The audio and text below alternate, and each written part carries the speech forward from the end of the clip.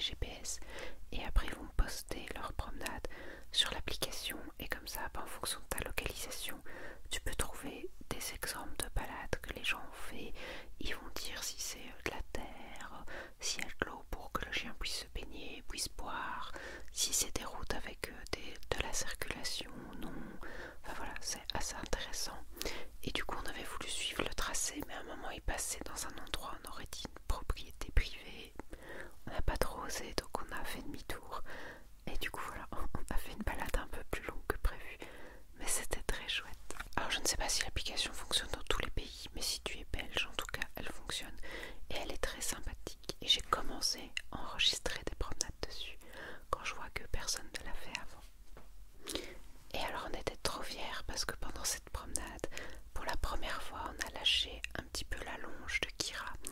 Et donc elle était en libre mais à proximité de nous, avec toujours la longe pour pouvoir l'attraper facilement ou mettre son pied dessus s'il y a quoi que ce soit. Et Kira a été adorable, très sage, elle a bien écouté au rappel et tout, donc on était trop fiers, des parents fiers ici. Les 3, 4 et 5 mai, je suis partie à Bruxelles chez mon ami Candy Ashi. Donc le 3 au soir, mon copain est venu avec moi à Bruxelles pour rejoindre nos amis Candy Ashi, Jason et Anto. Nous avons mangé au restaurant et ensuite le samedi dimanche, donc 4 et 5 mai, je suis restée chez mon ami pour les shootings photos de la marque Power Milkshake. Power Milkshake, qui est donc la marque de maquillage, la marque de bijoux, je raconte n'importe quoi, donc qui est la marque de bijoux tenue par mon ami Candy Ashi. Donc je te mettrai dans le petit, je pense qu'il est par là, je pense, mais je te mettrai le lien de la vidéo vlog dans laquelle je t'ai amené avec moi au travers de ces shootings photos. Mais en résumé, c'était un très bon moment et j'adore le résultat des shootings, donc n'hésite pas à aller voir la vidéo si tu veux voir ça. Voilà. Ensuite, du 9 au 12 mai, c'était un long week-end. J'avais réussi à prendre congé le vendredi et du coup ça a été mon premier week-end un peu de vacances, on va dire, et ça a fait beaucoup de bien. En plus il a fait super beau, qu'on a pu faire des promenades, les premiers barbecues de l'année et se reposer un peu à la maison et tout, et c'était trop chouette car il n'y a pas à dire, le printemps a été très compliqué au niveau de la météo, donc les rares occasions où on avait du beau temps, on les chérissait très très très très très fort. Le 29 mai, Kira s'est fait opérer pour sa stérilisation, donc tout s'est bien passé. Ça a été un grand stress le jour de l'opération, mais franchement ça a été, elle est rentrée, c'était un vrai monstre. On n'aurait pas dit du tout qu'elle venait de se faire opérer, on l'a vu plutôt le contre-coup le lendemain. Et donc ça a été une semaine où j'ai fait pas mal de télétravail pour être à la maison avec elle. Et du coup, en gros les nuits, et quand on n'était pas là, on lui mettait une collerette pour ne pas qu'elle puisse atteindre la plaie. Et le reste du temps, on lui mettait un petit body. Parce que comme ça, avec le body, en assistant, elle aurait réussi à atteindre la plaie. Mais quand on était là, ça nous permettait d'avoir le temps de réagir et de lui dire non.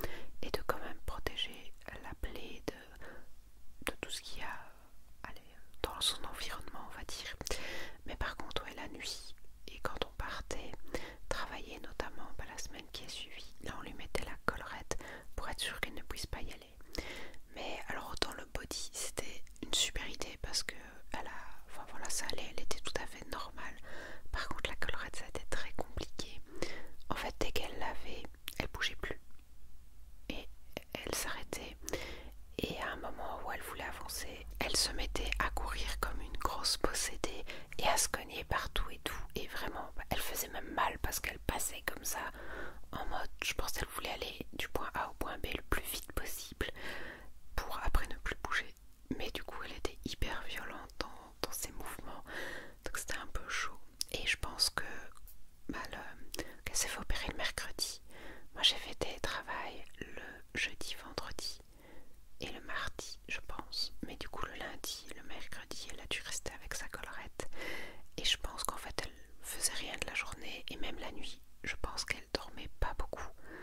Ce qui fait que du coup le lendemain quand elle avait son body, elle dormait beaucoup vu qu'elle rattrapait sa nuit. Donc voilà, ça a été un peu compliqué pour elle, mais on a été chez le veto donc le mercredi d'après et elle nous a dit que la plaie était nickel, qu'elle n'y avait pas du tout touché et donc on a pu lui retirer le body et la collerette. Et alors le week-end qui a suivi, donc début juin, comme tout s'était bien passé, Kira a eu son premier toilettage. Voilà. Et ça a été nickel, elle a été sage, un peu traumatisée dans l'eau du bain, mais sinon très sage et voilà, ça s'est bien passé. On pourrait croire que c'est une vidéo spéciale sur Kira parce que je ne parle que d'elle, mais non, c'est juste qu'il y a eu beaucoup de petites choses qui se sont enchaînées à son sujet. Alors ensuite, le week-end du 9 juin, c'était donc les élections européennes.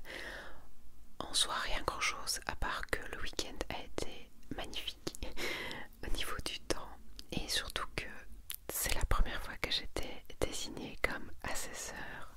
Yeah! Mais au final, ça a été. En gros, j'ai reçu mes documents pour aller voter et le lendemain, j'ai eu une autre lettre dans la boîte aux lettres et je me suis dit, ah, super! Ça sent la bonne nouvelle et effectivement, j'étais notée comme étant assesseur.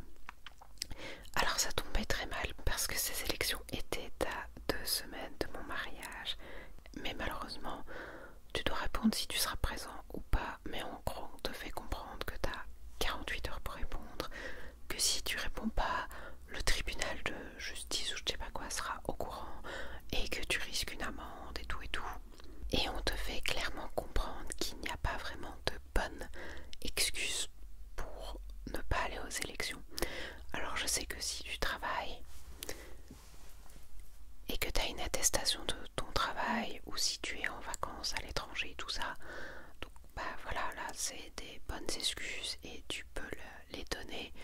Mais quand tu vas voir sur le site belge des élections de n'importe quoi, ils disent ouais, en gros c'est au bon vouloir du président du bureau de vote, mais il n'y a pas d'excuse quoi, hein. Venez.